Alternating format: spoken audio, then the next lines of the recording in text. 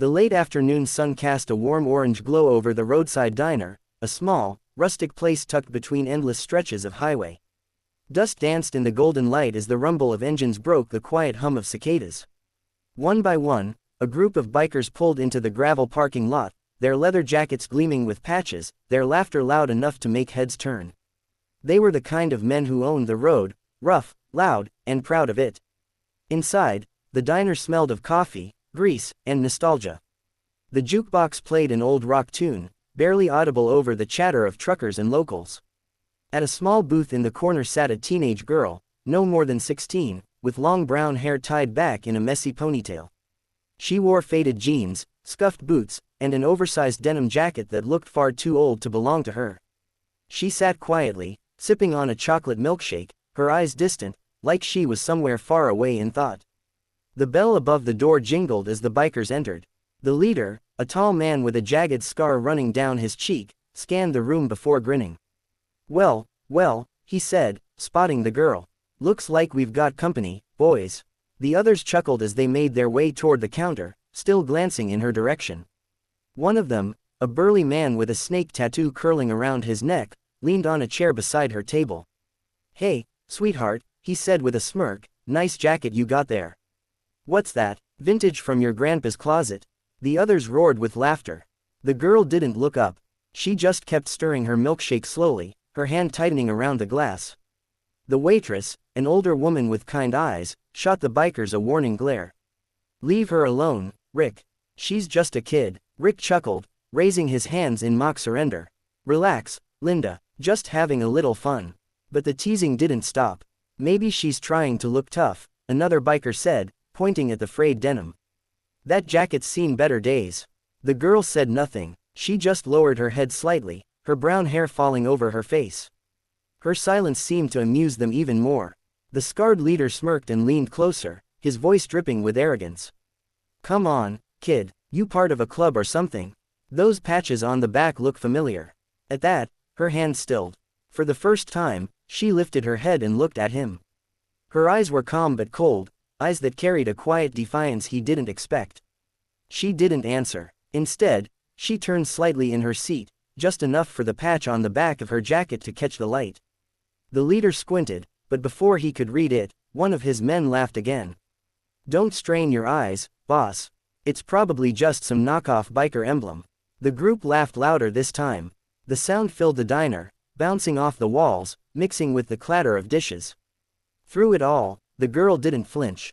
She just sat there, steady, unmoving, her fingers tracing the edges of the faded patch on her back.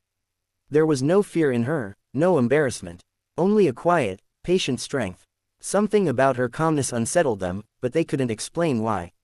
They had no idea that the laughter echoing through that diner would soon die out, replaced by the kind of silence that only respect can bring. The laughter lingered for a moment before fading into awkward chuckles as the bikers shuffled toward the counter. The teenage girl sat quietly in her booth, her gaze fixed on the window where the sun was dipping behind the horizon. The light hit her jacket just right this time, the faded threads of an old patch glinting faintly under the glow of the diner's neon sign. The scarred leader, known among his crew as Mason, leaned against the counter and ordered coffee. But he couldn't shake off the strange familiarity of that patch. There was something about the way it was stitched, the distinct serpent coiled around a burning wheel, that stirred an uneasy feeling deep in his chest. He'd seen that emblem before, years ago. He just couldn't place where. The waitress, Linda, walked past the girl's table and gave her a soft smile. "You all right, honey?" The girl nodded. "Yeah, I'm used to it." Her voice was calm, almost emotionless, but her words carried a quiet weight. Mason turned slightly, pretending to check his coffee, but his eyes wandered back to the girl. His friend Rick noticed. "What's up, boss? The kid bothering you?" Mason frowned. "Nah, that patch on her jacket, I've seen it before." Rick snorted. "You're kidding. It's probably some thrift store knockoff. Kids these days wear anything to look cool." But Mason wasn't laughing. He stood there for a moment, eyes narrowing. "No," he said quietly. "That's the Iron Serpent's emblem." The diner fell into sudden silence. Rick's grin disappeared. The rest of the crew turned to look, disbelief flashing in their eyes. One of the older bikers, Pete, gray-bearded and broad-shouldered, set his cup down slowly. "You sure?" Mason nodded. "Positive. You don't forget that design. There was only one chapter that ever wore that exact serpent, the original crew. The founders. Pete's brow furrowed as he stood, turning to get a better look at the girl. When she shifted slightly in her seat, the full patch became visible, the serpent, the wheel, and beneath it, in faded white thread, the words. In memory of Captain Ray, Snake, Turner. Pete froze. His throat went dry. No way, he muttered. Snake Turner, that can't be. The others stared in shock. Snake Turner wasn't just a name, he was a legend. The man who'd built the first Iron Serpents chapter decades ago, the man whose stories were still told at every biker rally across the country. He died in a tragic highway accident 5 years back, and every man in that diner knew his name like a prayer. The girl noticed their silence and turned around.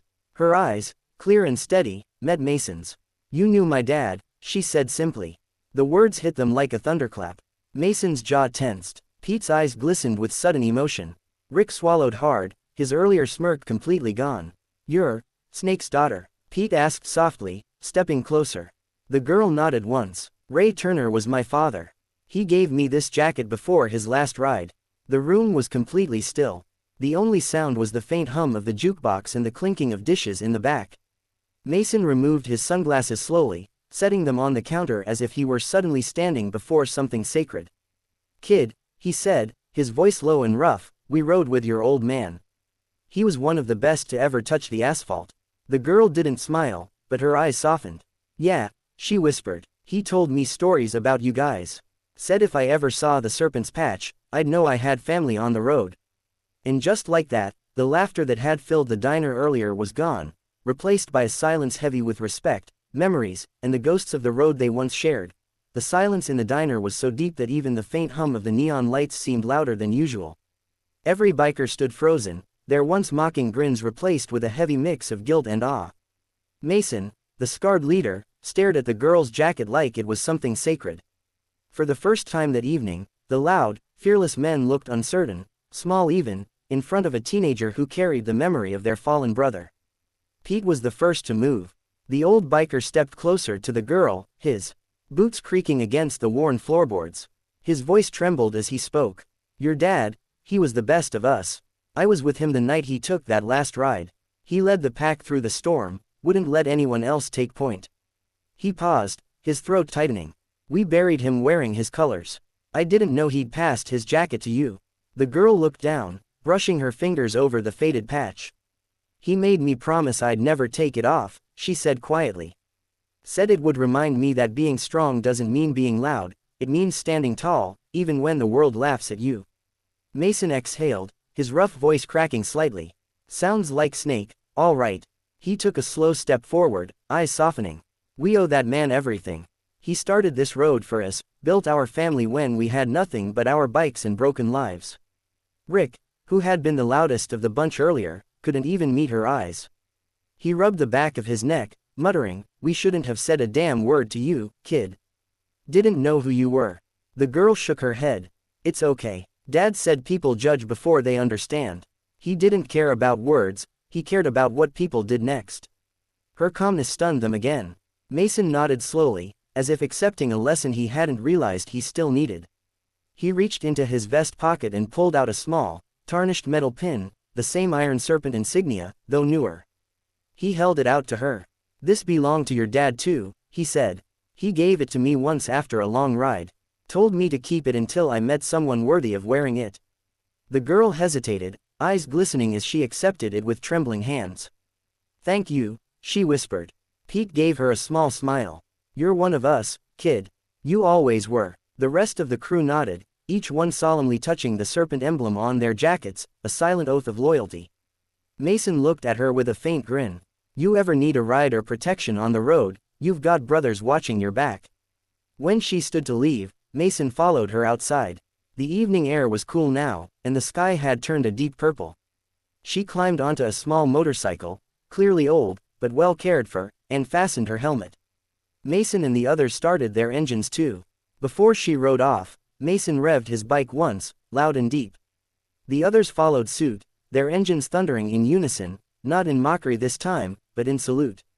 The sound echoed,